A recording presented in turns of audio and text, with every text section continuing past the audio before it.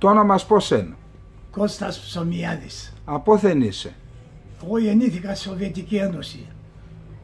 Ο πατέρα μου ήταν από τη Κερασούνταν. Ασόπιον χωρίων. Γιόλα Ουζούν. Ναι. Ο παππού μου ήταν παπάς. Μέσα στην εκκλησία να έκρυψε Αρμένιους, 37 νομάτς. Και ένας Αρμένης τον πρόδωσε, πήγαινε τον κάρφωσε. Και αυτόν τον Αρμένι μου παίρνε πετάζνια πέσα, ότι είναι. Και το 37 και αυτός που το καρφίν 38 και το παππούν 39 νομάτς, εδώ έκαναν σφωτία. Και έκαψαν. Ποιος, οι Τουρκάν? Οι Τουρκάν, βέβαια. Και επ' εκεί? Ναι. Μετά ο πατέρα μου πήγε να ανοίξει τη νύχτα το φούρνο. Και λέει ένας που σου δούλευε μαζί του, ο Τούρκον Χαμάλς λέγανε τον. Χαμάλ, ναι όλτο, τι έγινε? Και έρθες τόσο γρήγορα και ανοίξει. Γιάννε, μην τολμάς και ανοίξει το φούρνο. Εσάς λένε μας εσείς επίκεντρε τρανών κακών. Εσάς ενακόφνεσας, ακάγνεσας. Αυτό που έξενα το Χαμάλς.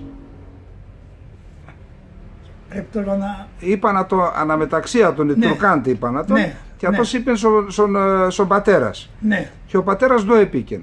Ο πατέρα δεν άνοιξε το φούρνο, πήγε στο σπίτι. Πήγε στο σπίτι, λέει τη μάνα μου, η κυρία της Κομμένων. Τη μάνα να. Ναι, τη γιάγια. Ναι. Τα στήθους, τα κεφαλάκια κομμένα. Λέει τον πατέρα μου, Γιάννε, μαζευτείτε και φιέστε, εμείς ό,τι έπαθαμε. Έκαψανε τον πατέρα. Εσείς φιέστε το λαϊστον να κοταρεύκουστε. Ναι.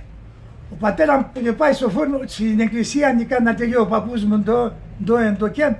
Η εκκλησία πήρε βρούλαν, εκάβουτον. Ναι. Μετά πήγαν, δεν είδε κανένα αδέλφια και πήγαν στο λιμάνι. Πάει στο λιμάνι, λέει τον Παναγιώτη, τον αδελφόνα του. Ναι. Ναι. Εκείνος πάει να ανεβαίνει πάνω στο γαλλικό καράβι. Και ο Γάλλον παίρνει το τσικούρι, ταξινάρ, και κόφει τα χέρια του. Ρούζα πέσει στη θάλασσα. Ναι, μαζεύτανε ο ανθρώπ, έβγαλαν να τον χωρίς χέρια, με κομμένα χέρια από τη θάλασσα να πέσει.